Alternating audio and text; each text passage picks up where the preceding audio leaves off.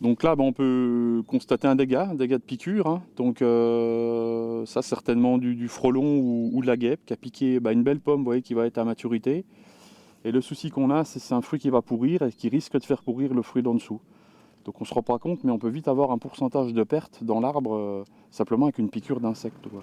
Il n'y a pas que les piqûres d'insectes qui feront que cette année, dans les vergers bio de la famille Grandieu à Grignoncourt, près de Montureux-sur-Saône, la récolte de pommes, qui vient tout juste de débuter, sera cette année moyenne. On a subi encore plusieurs aléas climatiques, notamment le gel, encore un petit coup, je dirais au printemps, où on a perdu encore un peu quelques fruits. Mais il n'y a pas que le gel non plus, les coups de soleil sur les fruits. Donc au final, on est sur une année, je pense, à 20% de pommes en moins pour 2023 encore. Dans une bonne année, 300 tonnes environ ? C'est ça, on fait à peu près 300 tonnes en pommes.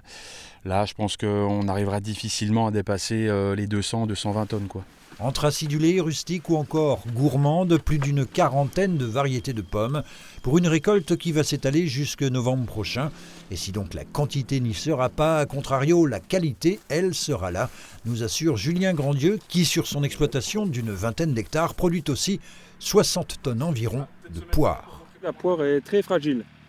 On la presse pas trop et on tire de bas en haut. On la prend comme ceci, on la pose délicatement dans le palox, très délicatement, pour pas qu'elle se tale. Notre verger de poire est assez récent et on est vraiment parti sur des variétés peut-être un petit peu plus adaptées. Voilà, à voir sur l'avenir. Mais aujourd'hui, le constat est là. On a derrière nous donc Novembra. C'est une poire assez récente, ça, sur le marché, qui se comporte plutôt bien par rapport aux aléas climatiques. Des fruits qui seront pour l'essentiel transformés en jus, sirops ou compotes. Chiffre d'affaires annuel de l'entreprise, environ 950 000 €, impacté cette année par la hausse du coût des énergies. C'est compliqué, il ne faut pas s'en cacher, l'électricité, le stockage, l'électricité pour les frigos. Nous, on livre 100% de nos fruits dans un rayon d'une centaine de kilomètres. Donc, on a un surcoût au niveau charge entre 15 et 18%. Enfin, où en est donc le projet d'installer en partenariat avec l'entreprise Vendest une ombrière de panneaux photovoltaïques pour protéger une partie des vergers et produire en même temps de l'électricité? Ça prend un peu de retard. Je pense qu'aussi au niveau autorité, c'est complexe à donner l'accord parce que c'est quelque chose qui n'existe pas.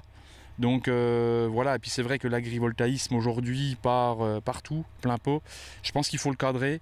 Donc voilà, je pense qu'il faut vraiment mettre ça à plat. Mais j'ai confiance et je sais qu'on y arrivera. Et pour en savoir davantage, et même pourquoi pas goûter, pommes ou poires, les vergers Grandieu de Grignoncourt vous ouvrent leurs portes ce dimanche après-midi.